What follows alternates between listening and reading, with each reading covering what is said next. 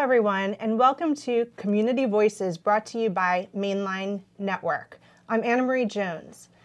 Jennifer O'Mara was elected to represent the Pennsylvania 165th Legislative District on November 6, 2018.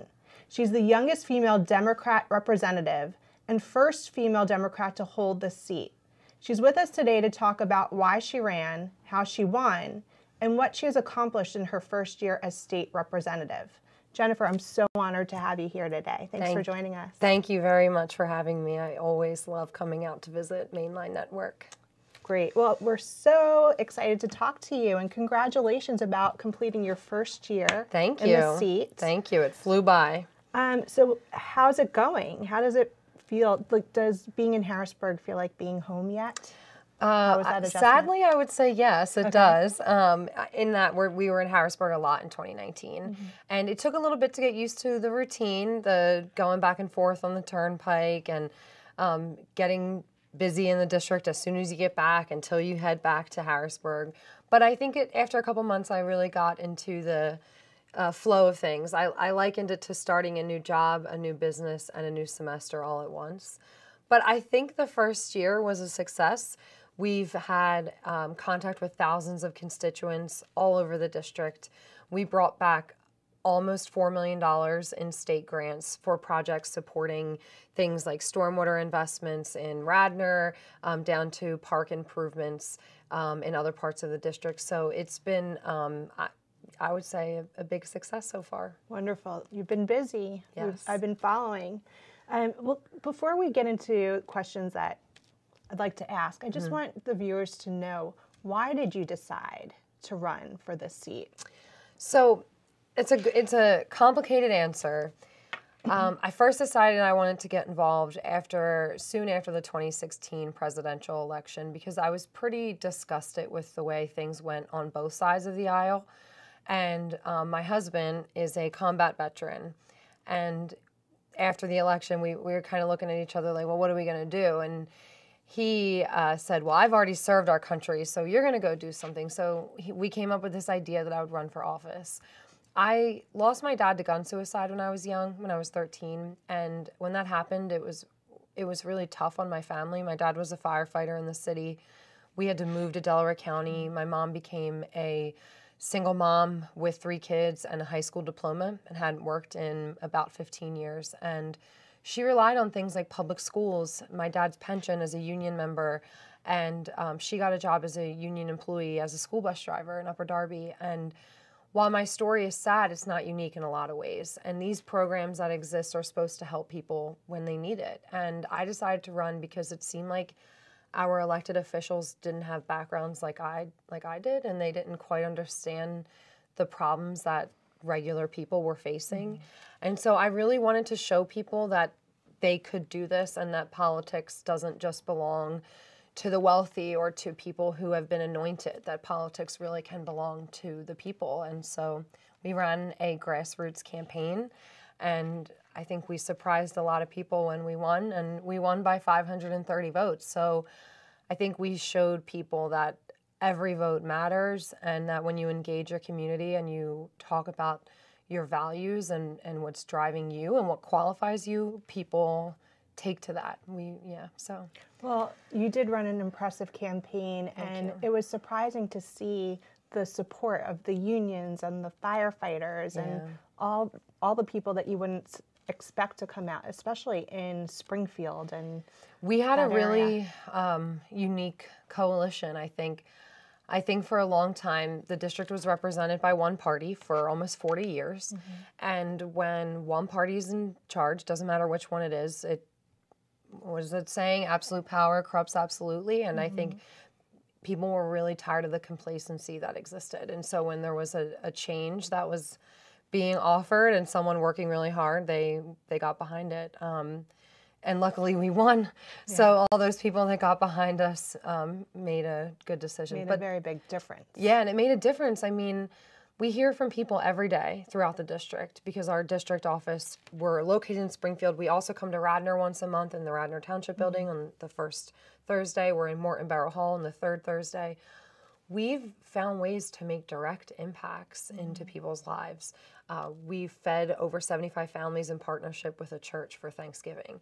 I passed a bill. We're going to talk about that in a little bit, but that's going to help veterans.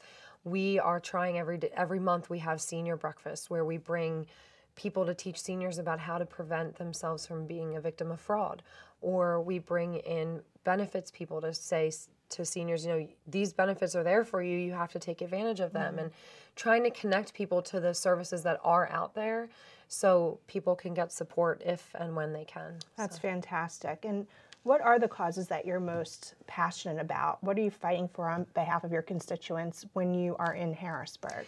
So I try to stay focused on the things that I feel like I can accomplish, because there's 203 state representatives. We can't all do everything, right? But in our community, I have found that public education has been a priority and needs to be a priority in terms of funding, in terms of school safety, and in terms of access to education and helping families make good decisions after high school. So I've been really focused on public ed funding and student debt. And when I talk about student debt, I don't mean free college or debt forgiveness, but how can we help families make better decisions to prevent them from falling into student debt? How can we help consumers with some protections? I've been a huge advocate for veterans and first responders. One of the bills that I've worked on is to help expand funding into the Veterans Trust Fund, and proud to say it passed into law through the budget process, and we can talk about that. Yeah, it was amazing. And then with first responders, it's been twofold, right? We know, and I know from experience, that we lose more first responders to suicide than we do than in the line of duty. So I've been talking about mental health care, expanding mental health care for first responders, and all around breaking the stigma that surrounds mental health. So I use my story to try to help people understand that, you know, everyone is impacted and we can work together. And then the other problem we're dealing with first responders, and this is happening in Radnor as well, we are volunteer-based with many of our first responders. Our fire companies, our ambulance companies are generally driven by volunteers in Pennsylvania, and we are facing a crisis because we have a shortage. In the 1970s, we had about 350,000 volunteers. Today, we have about 38,000. And so just this morning, I was on a call with a member of the Board of Commissioners in Springfield and the county and state emergency services to try to brainstorm solutions that we can find for our local companies here in the county. And then at a broader level, I took that fight to D.C. in a little bit, and along with Congressman Fitzpatrick and Frank Ferry, who are actually two members on the other side of the aisle, we created a joint state and federal task force to try to focus on fire and emergency services. And, you know, there's a lot of other things we're doing in our district office, but in Harrisburg, I think they've been some of my top priorities. And in infrastructure and transportation in general, and making sure we have proper funding has been a huge concern, especially sort of everything connected. As we see our climate changing, and last summer alone, we experienced some tremendous thunderstorms and flooding incidents in the summertime in Radnor, in Marple, all over the county. Cars floating by. Yeah. So that's connected with our infrastructure. And so I've been on the transportation committee trying to figure out where can we make changes, where can we make investments, and what can we do to make sure we're making some long-term strategy decisions so we're not just finding ourselves underwater again in a couple of years. Well, going back to the bills, you mentioned that you helped pass a bill, which is incredible to accomplish in your first year. I know, in my first 6 months. Talk to us about that. And any other bills or amendments that you're working on or are going through? Yeah, so it was really exciting. What was really exciting was after it passed, I had people come up to me. And this is the Veterans Bill. Yeah, Veterans Trust Fund Bill, members saying, like, I've been in Harrisburg for 20 years and haven't been able to get anything done. So it was really a big accomplishment. So when I first got to Harrisburg, I decided to meet with the majority leader because I thought it was important that we get to know one another. Everything's relationship based. And I had a bill with me. It was to increase, or it was actually to allow people to donate their Pennsylvania state tax refund directly into the Veterans Trust Fund. The Veterans Trust Fund is a statewide grant program that we use to administer grants to veteran services organizations and local county veterans departments. which basically means any veteran with a DD 214 can qualify for a grant through this program through one of those agencies. Unfortunately, it does not have enough funds to meet the grant requests that it receives every year. And the Department of Military and Veterans Affairs in Pennsylvania is not funded to cover mental health treatment, behavioral health care, homelessness, job opportunities. I mean, they focus on what they can, but they don't have a lot of funding. So I met with him and I said, you know, here's this bill. I think we can all agree we need to do something to help veterans. This doesn't cost us anything. The Department of Revenue can make a small change on the form. Can we do this? And he said, if you get it out of committee, I will help you get it over the finish line.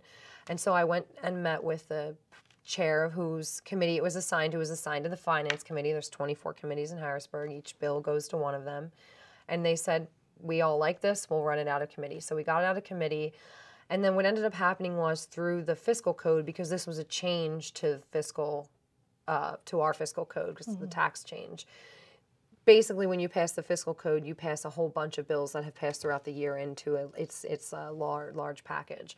It got rolled into that. So when we signed the budget, my bill became law. And this year, starting when people are now doing their taxes and will be up through April 15th, people can donate directly. I also have another bill that would increase funding into the Veterans Trust Fund. I'm proud to say I co-sponsored a lot of bills that have passed out of the House specifically towards some of the issues I've been talking about. I had a resolution pass urging state agencies to use more sensitive language around suicide. So, for example, to say died by suicide rather than committed suicide, because people commit crimes. We've been working on a bipartisan bill that would get first responders workers' comp coverage for PTSD or post-traumatic stress injury, which would help with suicide prevention. And then for student debt, I actually have a bill that I'm working on called the Student Borrower Bill of Rights.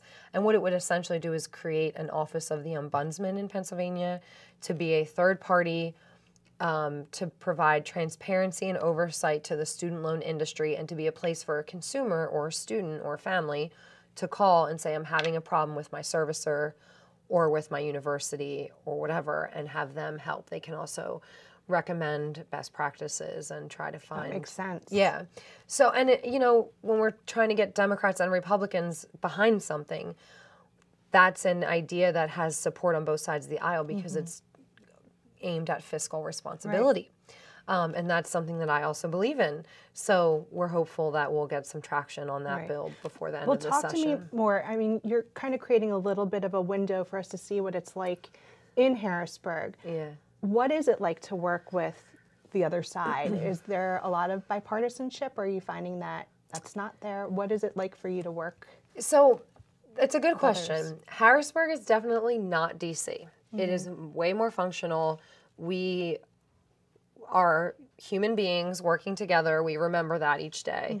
There is more bipartisanship in Harrisburg than I've seen in DC. So, for example, I'm the co-chair of a student debt caucus with a member on the other side of the aisle. I'm also the co-chair of the Fire and Emergency Services Caucus with someone on the other side of the aisle. And there's a lot of caucuses that have a co-chair on both sides. And what we try to do is recognize that we're not going to agree on every issue, right? And we're probably not going to change each other's minds on some. But there's plenty of issues where we not only do we agree that we need to do something, but our constituents want us to do something about these issues. And so I feel personally like it's our responsibility to put those politics aside and work together. I get some flack for that attitude from people on both sides of the aisle, but I think that's sort of what led us to the stalemate we're at today in the federal government. And so I think it's incumbent upon me and my colleagues to lead by example. So I think I still have hope for government functioning well in Harrisburg. I mean, it doesn't every day, and there's plenty that needs to be changed. But at the end of the day, this week, for example, we passed a package of bills aggressively going after human trafficking. That's something we can all agree is a problem, and that's something that at a press conference they had D's and R's standing behind with each other, all wearing the same color in unison to show we you know, we can work together. So Right, Republicans and Democrats, it could happen. it can happen. I always say to people, we're Americans first, right? And I think that's the thing. We're losing sight of that. Yes, we have to get back to that mindset. And what was it like to be received, or how were you received as the youngest, one of the youngest representatives to enter Harrisburg, or the youngest? At this point, at this current time, I'm the youngest woman in the House. There was one woman who was younger than me when she was elected. She's still there, and we joke a lot about it. I would love to say it wasn't a thing and I didn't have to think about it, but that's not the case. The ageism that I experienced in Harrisburg started right away, and it's still going on. And frankly, I think it's not malicious as much as it is there haven't been as many young people in elected office. And Do you feel like we're kind of changing. Is it a threat? It could be. I think, yeah, probably a little bit. So what I had to deal with at first was a lot of whose secretary are you? Whose intern are you? Whose office do you work in? I still get that a little bit. It actually just happened to me twice in last week. And I had to kind of admonish some of my male colleagues to stop calling me kiddo. I realized some of it, like I said, I don't think it was all malicious. They're trying to it was be endearing, but yeah, but do I walk around and call you by your age and gender? Right. No. And so why don't you just use my name? So, you know, it still happens. I think it'll change as more young people, as more women, as more people of color, you know, as more people who don't primarily participate in government end up being in government. It'll get better. But it was a thing, and it's still a thing. Well, what message do you have for young women who want to enter politics? I hate to sound like Nike, but just do it. You have to. Women, on average, have to be asked 7 times to run for office before they say yes. And I think it's because we naturally think about what barriers exist, right? Do you have kids? If you have kids, how am I going to manage my time? If you have a career, how am I going to put my career on hold? If you have a husband or a spouse or partner or whatever, how am I going to maintain my relationship in my house and do this? And I think we have to remind ourselves that we get things done when we set our minds to them. So we will make this work. Right on. Yeah, I worked full time while I ran for office. So I was 40 hours a week in the city. I worked at University of Pennsylvania, campaigning probably 40 hours a week. I just made sure my schedule worked. You find time. So have faith in yourself. There are tons of organizations that want to help women get involved. And you don't have to be the candidate. If you don't want to do the public speaking or you don't want to be the one running, we need good staffers on the campaign side and on the legislative side. We need communications people. We need people doing our research. You know, there are tons of jobs that exist, and there are not a lot of elected women or women in the legislative staff world, and we definitely need more women there too, and women that aren't just assistants, right, but the directors and the assistant directors and the secretaries. And when I say secretary in the government, that means something different, but people making the decisions, right? Because women, when they work together, they make decisions differently, and I think we need to do that. So just do it, get involved. We need you. Absolutely. And speaking to that, you're coming up on a new election. Well, you're in an election cycle right now, petitions open on January 28th. Okay, right. So how do people get involved? Men, women, so if anyone over 18? Wants to get involved with my campaign, they can visit my campaign website, which is separate from my House website. My campaign website is voteomara.com. And we tell people of any background, if you want to get involved, we're happy to have you. I believe in running positive campaigns focused on my qualifications and the things that we've worked on.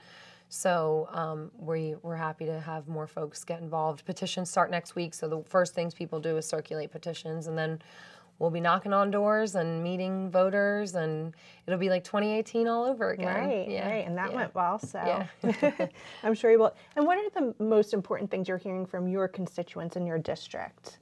What do they want representation on? So some of the issues that we hear a lot about safety, about gun safety, about public safety. People are concerned about just the rise of, I think, hatred in general, and they want to see a restoration to getting things done in a nice bipartisan way. So I've heard a lot of folks reach out to us just about the state of our government and where they want to see things go. I hear a lot about public schools, not just about the state of our public school system, but because of property taxes in all of my communities.